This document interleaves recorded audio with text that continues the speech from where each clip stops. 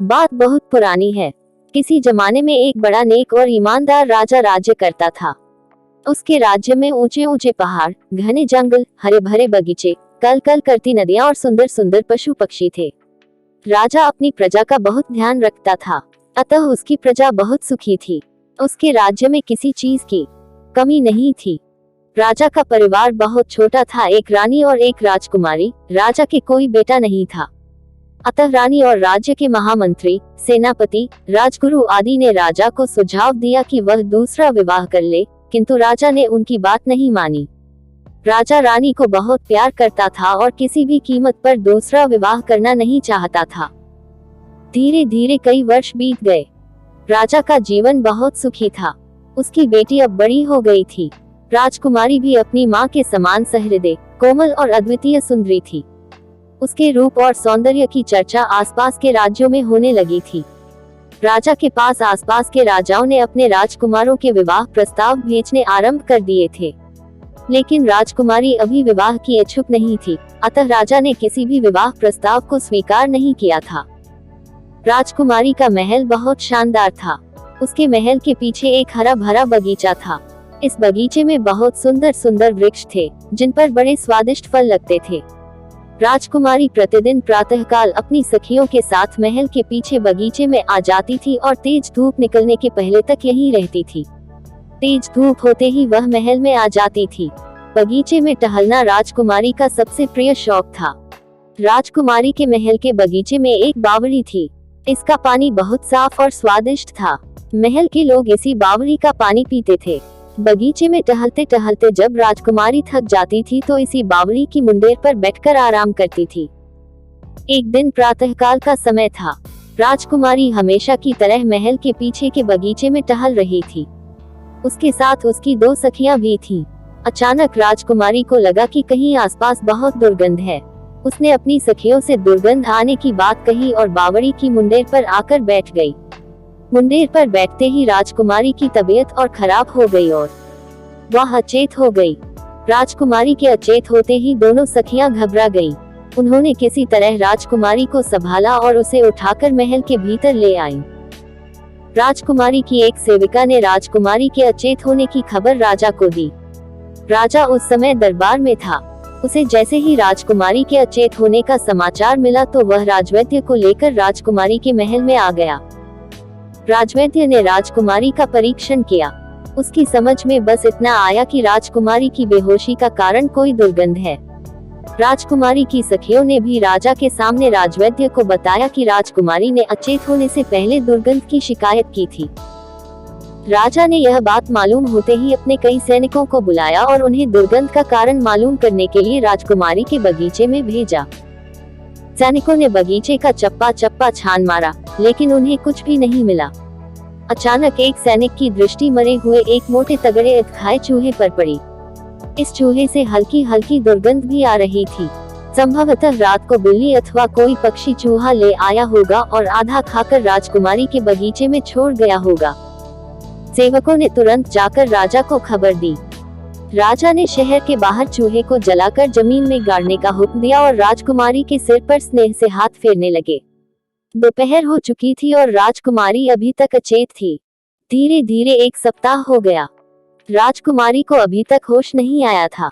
राजवैद्य उसे तरह तरह की औषधियां दे रहे थे, लेकिन उस पर किसी भी औषधि का कोई प्रभाव नहीं पड़ा था। राजा रानी और राज्य के सभी लोग बहुत दुखी थे और राजकुमारी के शीघ्र होश में आने के लिए ईश्वर से प्रार्थना कर रहे थे। इसी तरह एक सप्ताह और बीत गया, लेकिन राजकुमारी को होश नहीं आया। इस मध्य राजवैद्य ने अपने राज्य के अन्य वैद्यों तथा पड़ोसी राज्यों के वैद्यों को भी बुलाकर उनसे परामर्श किया और राजकुमारी को बहुत प्रभावशाली औषधियां दी, लेकिन सभी औषधियां बेअसर रहीं। राजा और रानी 2 सप्ताह से राजकुमारी के पास ही बैठे हुए थे। उनसे राजकुमारी की हालत देखी नहीं जा रही थी। राजकुमारी बिना कुछ खाए पिए 2 सप्ताह से अचेत पड़ी थी।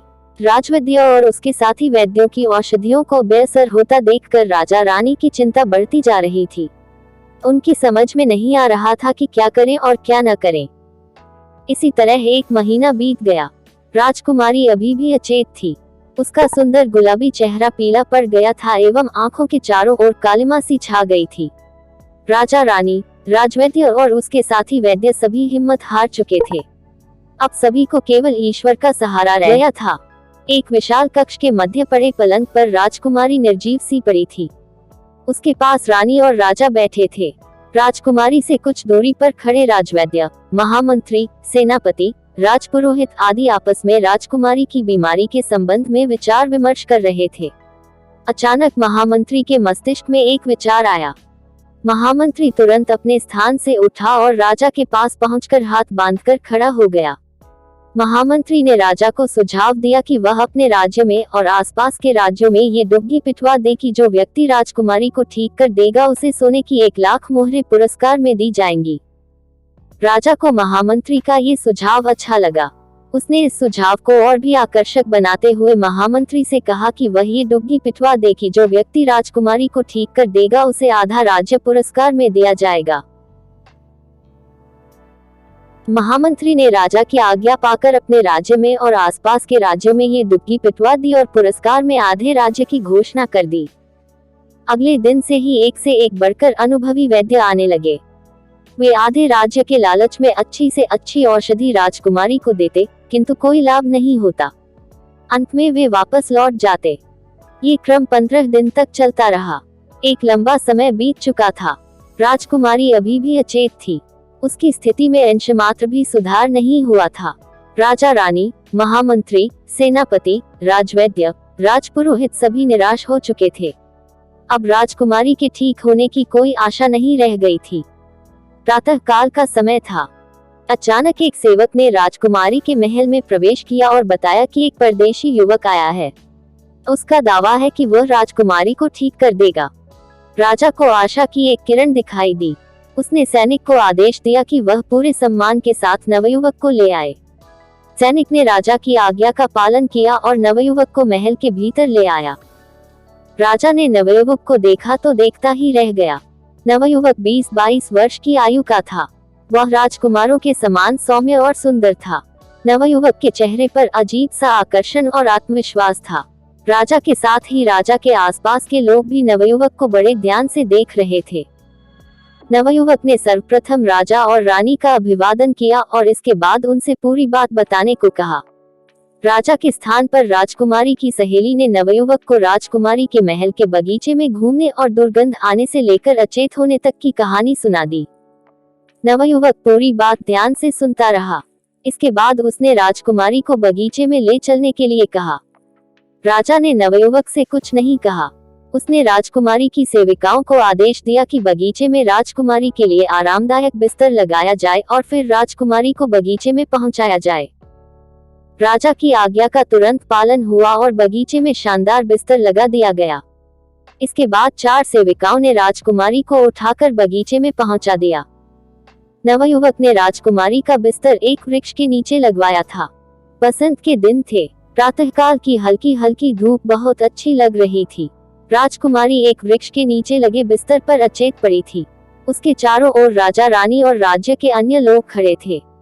सभी की दृष्टि नवयुवक पर थी। अचानक नवयुवक ने दोनों आंखें बंद करके अपने हाथ आसमान की ओर उठाए और कुछ बुदबुदाने लगा। संभवतः वह ईश्वर की प्रार्थना कर रहा था। इसके बाद उसने अपने कपड़ों के भीतर से एक बांसुरी निकाली और बजाने लगा। बांसुरी की आवाज में दैवीय आनंद था। उसकी आवाज में ऐसा जादू था कि सभी खो गए। अचानक एक चमत्कार हुआ। राजकुमारी जिस वृक्ष के नीचे लेटी थी वह सुगंधित फूलों से भर उठा और उसके फूल राजकुमारी पर गिरने लगे। अब नवयुवक बगीचे में घूम घूम कर बांसुरी बजाने लगा। वह बांसुरी बजाते हुए जिस वृक्ष के नीचे से गुजरता वह वृक्ष फूलों से लद जाता। इसी समय राजकुमारी को होश आ गया। वह उठकर बैठ गई और बगीचे में चारों ओर फैले हुए फूलों को आश्चर्य से देखने लगी।